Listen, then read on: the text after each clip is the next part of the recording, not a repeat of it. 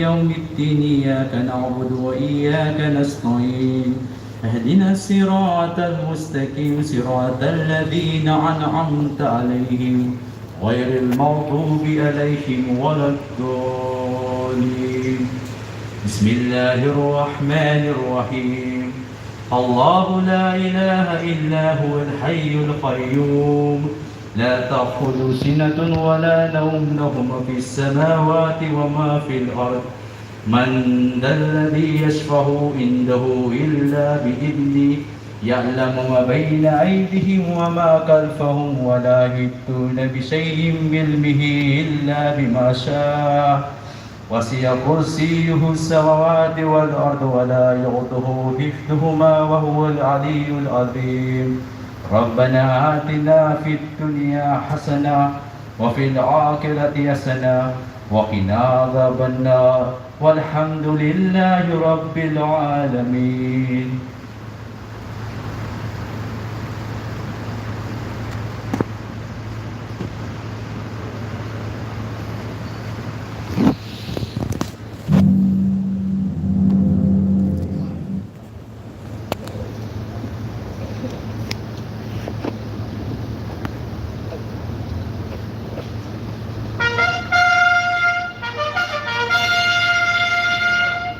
The attention call has been sounded, signaling the entrance of the Enforcement and Security Service Company.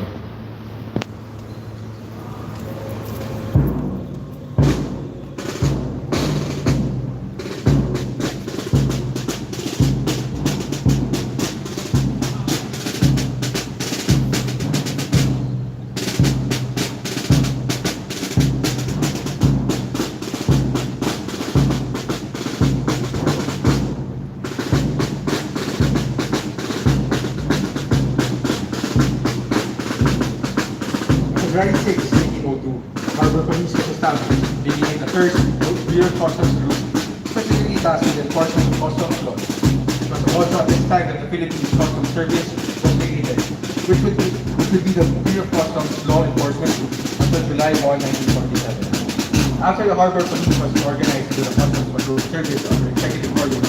24.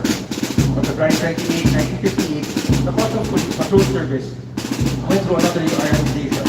With the issuance of Customs Administrative Order No. 230, it became responsible for controlling the seas and safeguarding the BOC's property under the direct supervision and control of the Director for Security, which was under the Office of the Police. 2 years later, after the 1953 reorganization, the various Customs Law Enforcement agencies would be integrated under the Law Enforcement Command, comprising the Central Investigation Office, Customs Security Division, Customs Patrol Office, and the Port Patrol Division. On February 4, 1964, Law No. 965 was issued, creating the position of Assistant Commissioner for Security. It was thereafter changed to Director for Administration on February 14, 1967, by virtue of Law 167. During this time, the Customs Police was known as the Customs Police Division in order to achieve an enhanced coordination and effectiveness of preventing smuggling and maintenance of security, peace and order.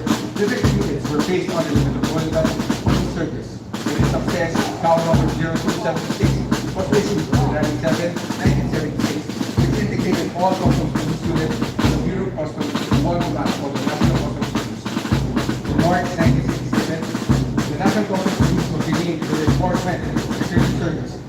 Under Executive Order No. 127, which was composed of Customs Police Division, Border Patrol Division, and the Radio Communication Division. As the Enforcement and Security Service celebrates 25 years of border security and protection, and showcases its milestones and achievements. With somewhat beginning at the Harbor Police, which stressed the establishment of the Enforcement Funds of Bureau of Customs. The Enforcement and Security Service continues to be central by integrity and professionalism among its staff and ever-present deterrent to smuggling activities across our borders.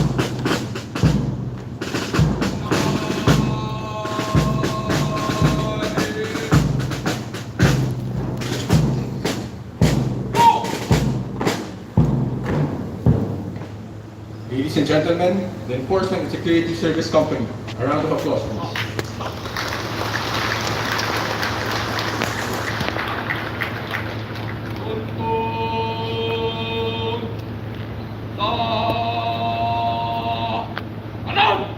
The company commander addresses the platoon. Such information is is conducted to ensure the alignment of platoons and uniformity among its ranks.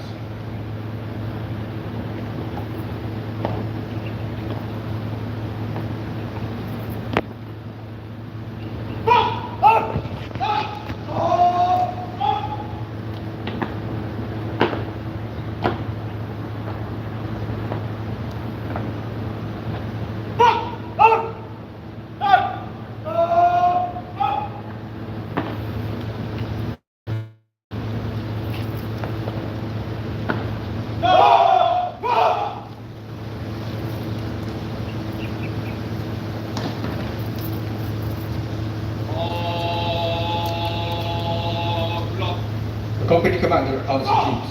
A counting of troops is conducted to ensure the completeness of ranks in the formation.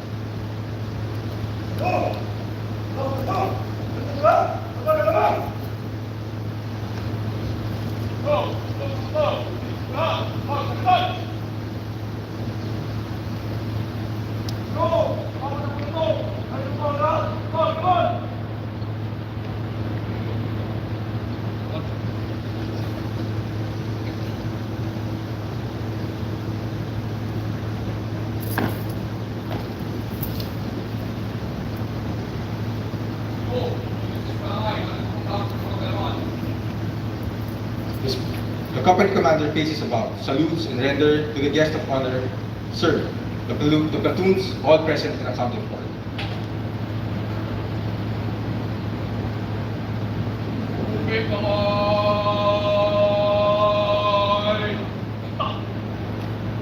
All together, let us sing with pride the Philippine national anthem.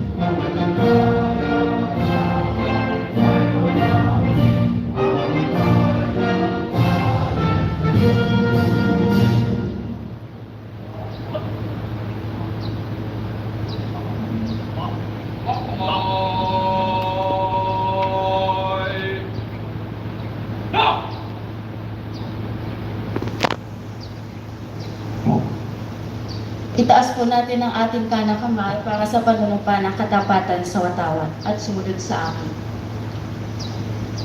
Ako ay Pilipino. Buong katapatang nanunumpa sa watawat na Pilipinas at sa bansang kanyang sinasagisag na may dangal, katarungan at kalayaan na pinakikilos ng sambayan ng makadiyos, makakalikasan, makatao, at makabansa.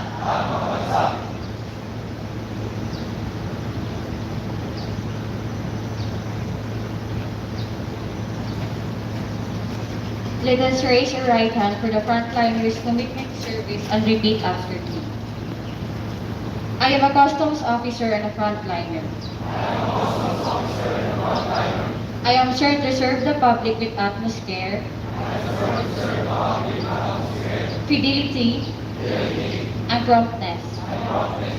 I will perform my duty with excellence to the best of my ability. As a public servant, I will uphold the time-honored principle that public office is a public trust. I will discharge my duties with the highest degree of professionalism, integrity, and competence. I will serve with courtesy, act with fairness and sincerity, and provide efficient service to everyone. I will not discriminate against anyone, regardless of race, creed, or political affiliation. As a frontliner of the Bureau of Customs, I will serve with honor and dignity. So help me God.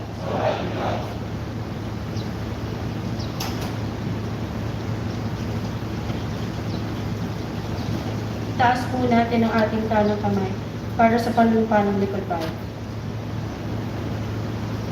Panunumpa sa ng lingkod bayan. Ako ay isang lingkod bayan. Patungkulan ko ang maglingkod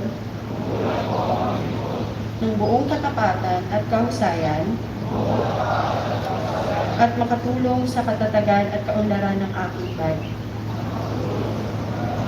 Sisikapin kong patuloy na magrektagan ang aking kaalaman, magiging bahagi ako ng kaayusan at kapayapaan sa pamahalaan. Susunod at tutulong ako sa pagpapatupad ng mga umiiral na batas at alituntunin nang walang kinikilingan. Isiaalang-alang ko ang ang interes ng nakararami bago ang pansarili kong kapakanan. Isusulong ko ang mga programang mag-aangat sa antas ng kabuhayan ng mamamahayan.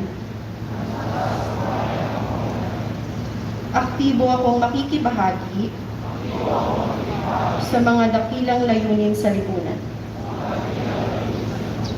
Hindi ako magiging bahagi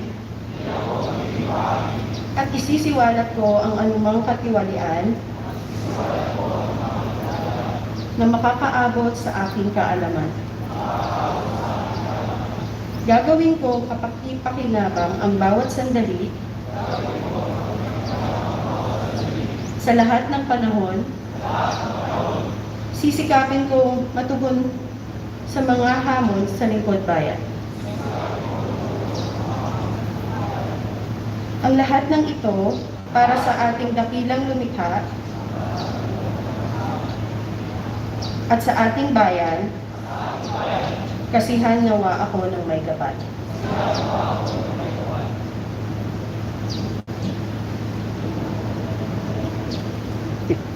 Sampai last.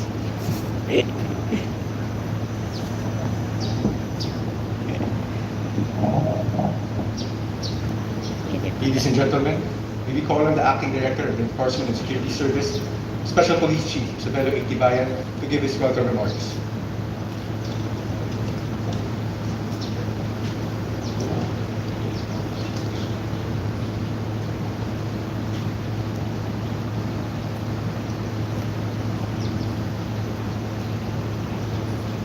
A pleasant good morning to my colleagues in the Bureau. We are gathered today to commemorate the 35th founding anniversary of the Enforcement and Security Service. It is unbeknown fact to many that the Customs Police Force had existed for as long as the Bureau had existed. A law enforcement arm has been coexistent with the Bureau to enforce the customs laws of the day, dating as far back at the Philippine Customs Service Act of 1902 to the Customs Modernization and Tariff Act of the present.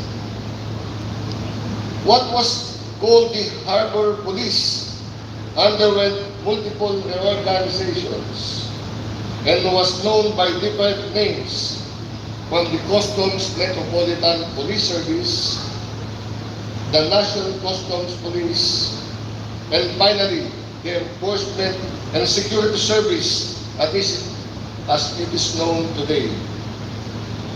With over a century of existence in the Bureau's law enforcement arm, the ESS remains tireless and steadfast in securing our borders, both at the ground and across the waters.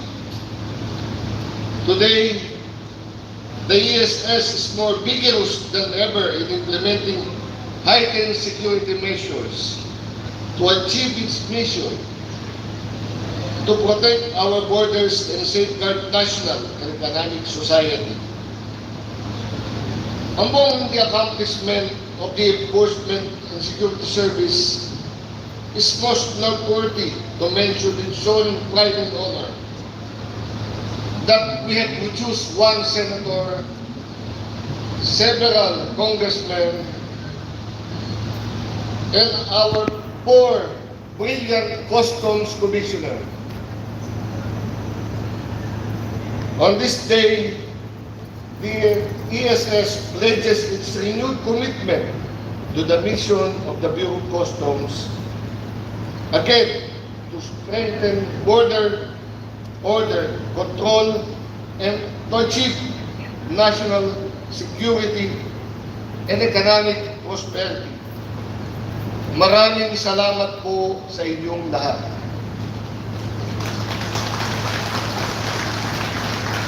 None. And now to introduce our guest of honor and speaker, may we call on Deputy Commissioner for Enforcement, Attorney Teddy S. Laval. Kirabal, kirabal.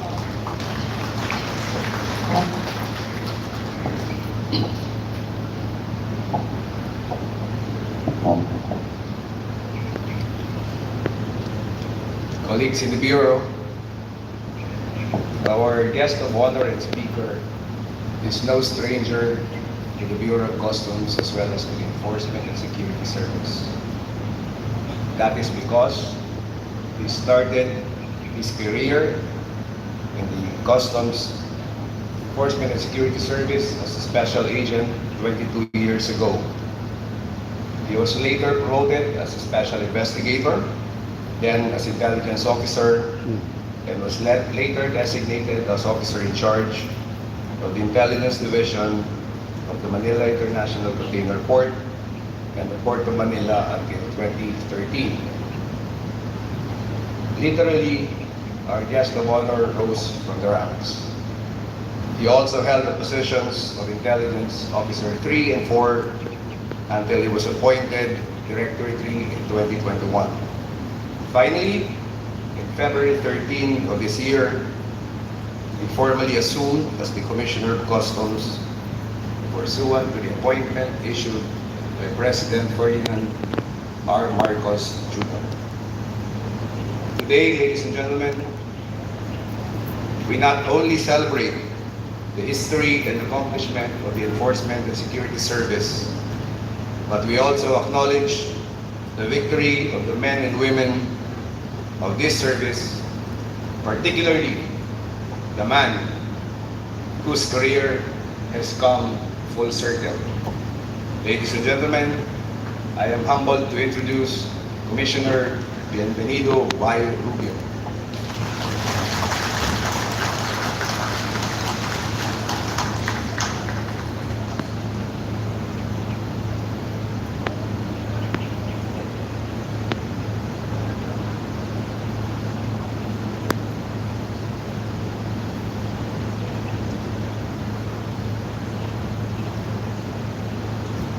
To the Deputy Commissioners, Service Directors,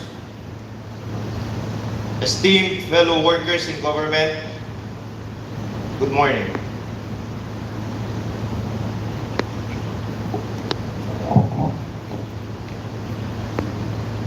Today marks a significant milestone, not only for the Enforcement and Security Service, but also to me personally, having started my career as a Special Agent 1 with the ESS.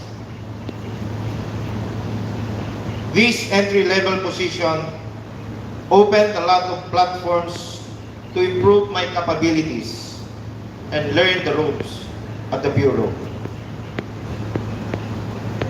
This is likewise why I fully understand the demands of being in the ESS, as it has a myriad of roles to execute within and even outside the Bureau of Customs.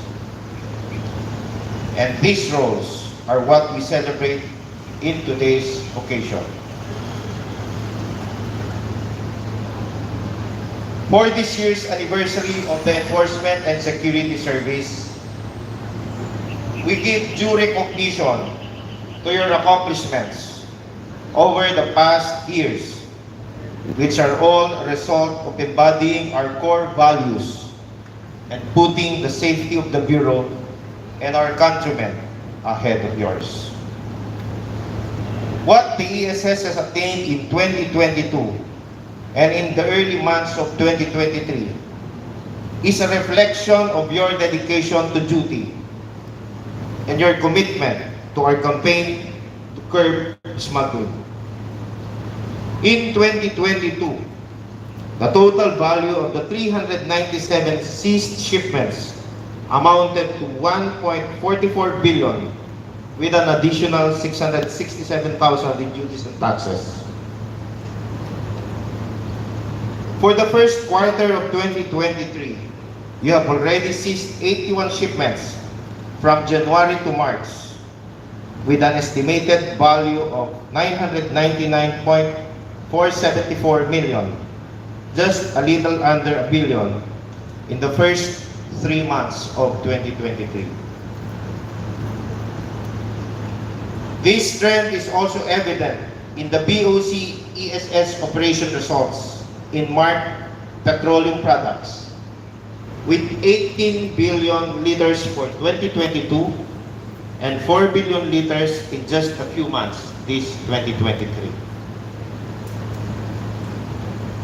With this kind of performance, the ESS is evidently of great help and is necessary in attaining our 5-point priority program. Crafted through 35 years of existence, the ESS remains not only in the forefront of border protection, but also of strictly implementing security measures that ensure the safety of the entire customs community. These are the true testaments of strength, resilience, and determination, all of which paved the way to produce a senator, numerous congressmen, and 4 commissioners, including yours truly. We all carry in our sleeves experiences from our years in the ESS, which solidified our zeal for service and our passion to draw out the best results in any circumstance. Several changes had happened in the last 35 years, and the needs of this present time may be different. But the culture of excellence and stringent enforcement and security efforts of the ESS will always be bound by its tradition of success. To the members of the ESS, I now challenge you to uphold and even exceed this record of performance that has made ESS a vital unit of the Bureau of Customs. Again, congratulations to the men and women of the ESS on your 35th anniversary. My snappy salute to all of you. Maraming salamat at mabuhay tayong lahat. Yan po ang message ni Custom Commissioner Ben Robio sa 31st anniversary ng Thank you, ESS. Commissioner, for conveying that heartfelt and inspiring message, not Nakita only to the natin ranks of the ang Forces of formation, Service, ang but also to our nakita fellow workers nakita in niyo. Delwan as well. Once again, we call on Commissioner Rubio to be assisted by Deputy Commissioner Attorney Teddy Esabal and Special Police Chief Isabelo A. Tibayan, for the ceremonial unveiling of Enforcement and Security Service Awards and Medals. Oh, ayan. May award na. Bibigyan sila ng mga award eh. No? Okay. Awards and commendations have been adorned on several personnel for their steadfast and tireless efforts Ayan. in the enforcement of customs laws. Let it be known that through the efforts of both uniformed and non-uniformed personnel of the Enforcement and Security Service and the steadfast commitment and leadership of Special Police Chief Isabelo A. Tibayan III, the Bureau of Customs Awards and Decorous Manual was approved and signed by the National Historic Commission in 2019. This consists of awards such as, but not limited to, Medalya ng Tangi-Tanging Papuri, Medalya ng Kadakilaan, Medalya ng Kagalingan, and the Medalya ng Katapatan sa Paglilingkod. Ladies and gentlemen, the Enforcement and Security Service Awards and Medals.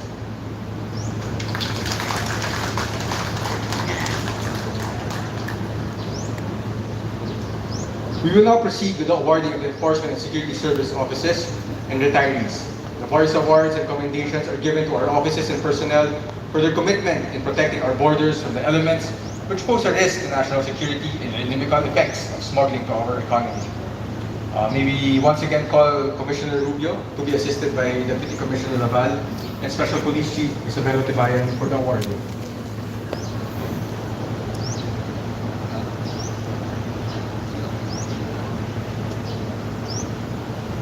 These certificates of recognition are hereby awarded to the following officers in recognition of their outstanding performance and valuable contribution against economic sabotage brought about by illegal smuggling and the illegal transboundary movement of contrabands. Quick reaction team. Wow. Quick action team. Saan ba? Nawala.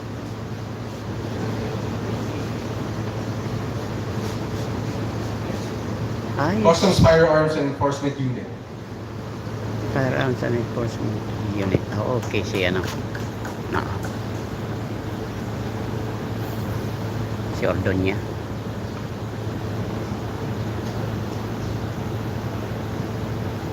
Yan. Motor Patrol Division. Water Patrol si ayun. Si ano. Customs Anti-Illegal Drug Task Force. Kaitip. ESS Motor Vehicle Monitoring and Compliance Office. Gonzales. And the Environmental Protection and Compliance Division.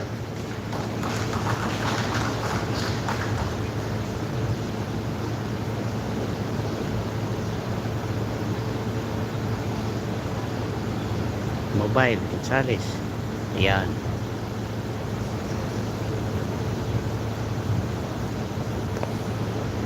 Once again, let us acknowledge the aforementioned officers for their commitment to the service. Thank you, and we continue to stand firm on the mandates of their respective offices. Ang isa ba? For their dedication throughout their years in service, which have been epitomized in the respect and reputation they have established, the following personnel are awarded the plaque of appreciation. Special Agent 1 Rolando P. Aris, Si Aris. Ayun. Oh. Support of Special Agent 1 Alex L. Tan, Satan.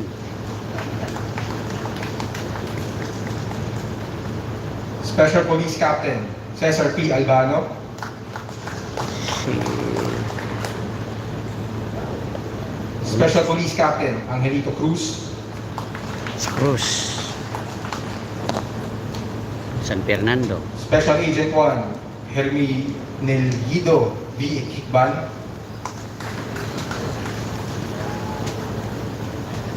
Special Agent 1 Nelo M. Laurente, and SBCOO Paul O. Ditona.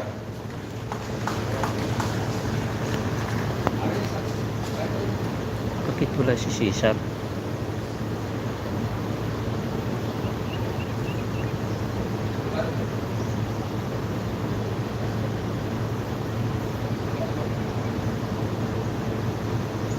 Isa pa.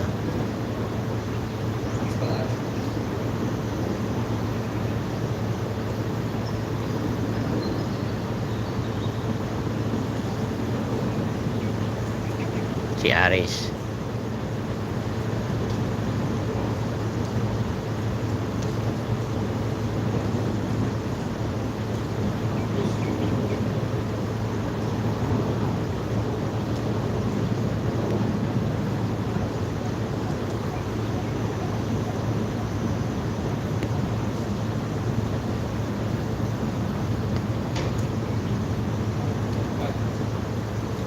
Sila kay Detona. Yan, sila kay Detona yan. Ayan. Tapos yung isa pa. Sino pa yung isa?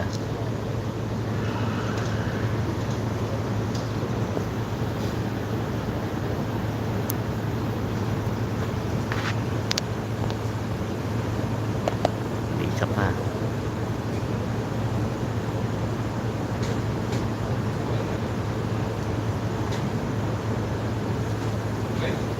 Thank you for your service, dear sirs. We pray for helpful days ahead and a peaceful retirement for each and every single one of you.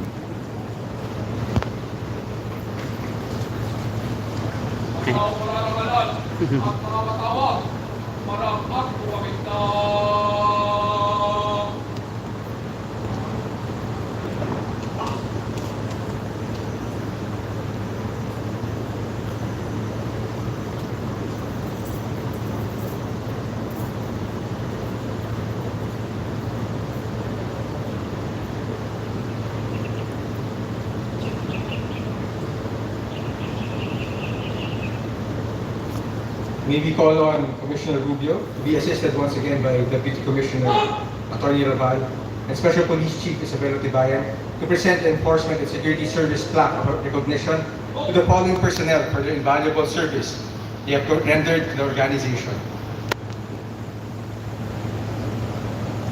The non-uniformed personnel of the year is hereby awarded to Mr. John Ramon A. Dabasol, Admin Officer 1, Officer in Charge, ESS Personnel Office. Designated as the officer in charge of the Enforcement and Security Personnel Office, he heads the conduct of the day-to-day administrative functions of the office, to where he is assigned. With a profound help from his colleagues and guidance from his superiors, he ensures the proper certification of leave credits, maintains and regularly updates the Enforcement and Security Service Personnel Complement, drafts various memoranda, and effectively accomplishes all other functions his superiors request that help them with. He also acts as the Enforcement Group Public Information Officer, Enforcement Group Budget Officer, and Enforcement Group Training Officer, and at times, he also assists the Enforcement Group Senior OSM representative with project deliverables. The next award, the Special Agent of the Year, is hereby awarded to Special Agent 2, Marcelina G. Season III, Customs Anti-Illegal Drug Task Force. Currently assigned to the KITF Port of Clark, Special Agent 2 Season is committed and dedicated to carrying out his mandate task in KITF as an operative. He regularly attends the apprehending officer, or in some cases, as a vital witness for the prosecution of dangerous drugs cases at the Port of Clark, with an estimated street value of 137,410,900 pesos. With 19 arrested personalities during the conduct of 26 controlled delivery operations for the year 2022 in compliance with issued mission orders.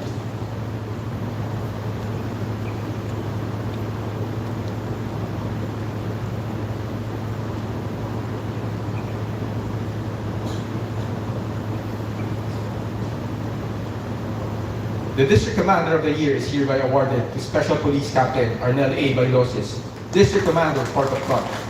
Behind the helm of the Customs Police Division, Port of Clark, as its District Commander, Special Police Captain Bailosis issued a total of 118 warrants of seizure and detention, totaling to an estimated street value of 127,683,533 pesos.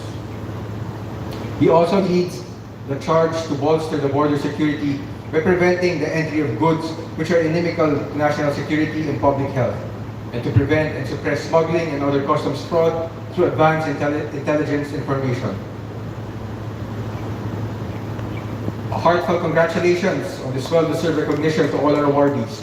May you serve as an inspiration to our colleagues and motivate them to strive to be the best representation of themselves. Thank you once again, Commissioner Rubio, and to everyone present here this morning in commemorating the 35th anniversary of the Enforcement and Security Service.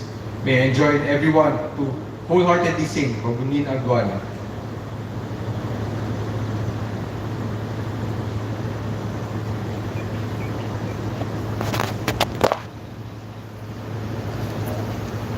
Tapos ng magbigay ng award, no? At talaga naman nababagay sa kanilang pagtanggap. Nakapasok pala si Arnel Belusis. Hindi ko nakita si Cesar. Ngayon ito na siguro yung final. Titignan natin. Yan ang nila, formation ng mga sundalo. Mga sundalo ng aduana, yan, mga custom police ng aduana, yan, sa kanilang ika-35 anniversary sa Bureau of Custom ng custom police.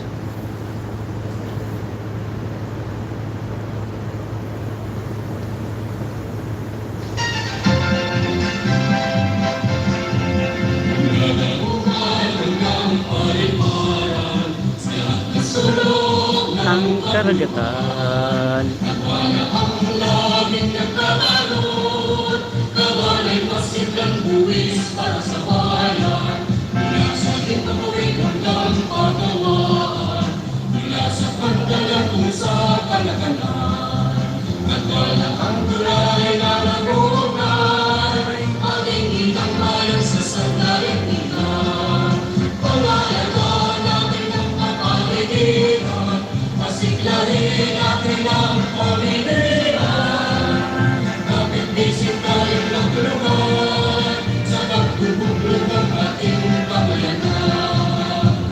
Sulang at wala, sa bagong milenyo, bagong umaga, ang magmagmahal, lulupigil, mangalit at muntos sa dumating, ay natin ipanan.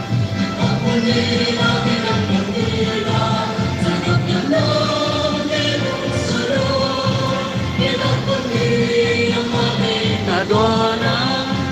unang malakas na sigaw, itapunin ang aming pagkalan.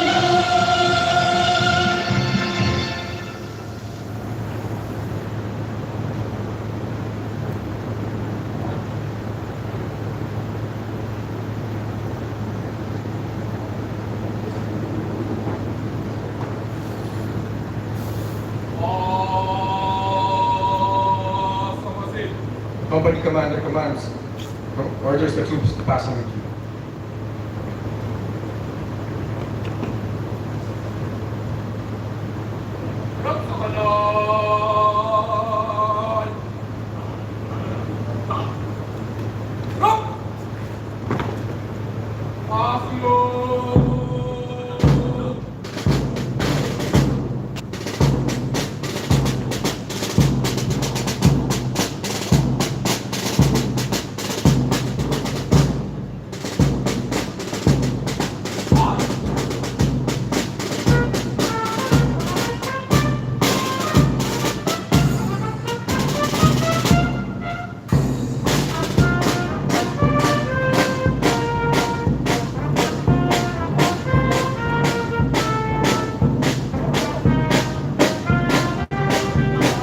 Future Commissioner yan. Diyan ang galing si Custom Commissioner Ben Rubio. From ESA1 hanggang naging Commissioner po siya. Yan. Ito na po. Yan. Gentlemen, passing and review for you is the Enforcement and Security Service Company, headed by its company commander, Special Agent Juan. The staff, Chief Manila, over the world, including Patrick.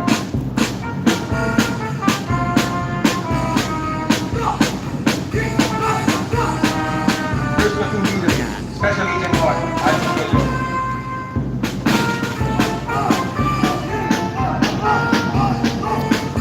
Second platoon leader, Joseph Simas, Jeffrey Lyon.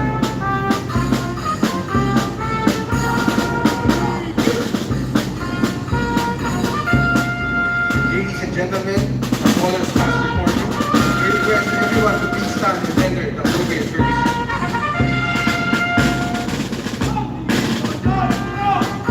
First of two leader, Special Agent 1, John Henry Calabo. Fourth of two leader, Special Agent 1, Ethel Ross Coman.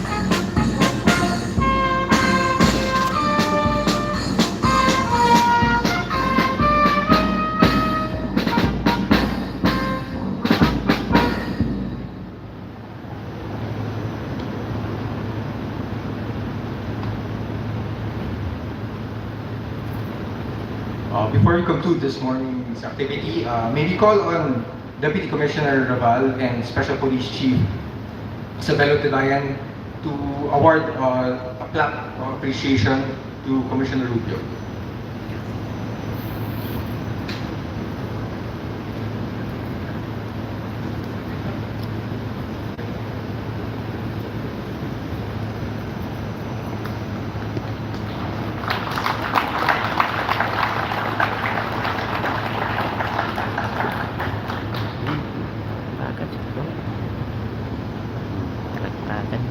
Napakainit kasi. Good. Yan. Photographer natin si Renante Salgado. Yan. That concludes this morning's flag raising ceremony. Once again, happy anniversary to the Enforcement and Security Service. Thank you and have a good day.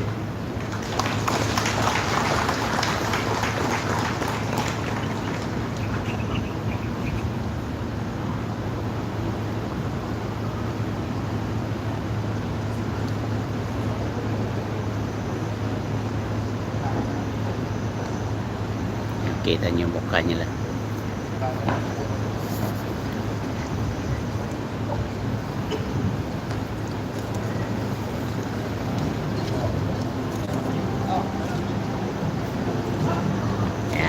Yan ang ating magigiting. Okay, good. Yan po ang kabuuan ng programa. Yan po ang kabuuan ng programa ng ginanap na ika-35 anibersaryo ng ESS. So, thank you very much po para sa mga nanonood. Thank you very much po.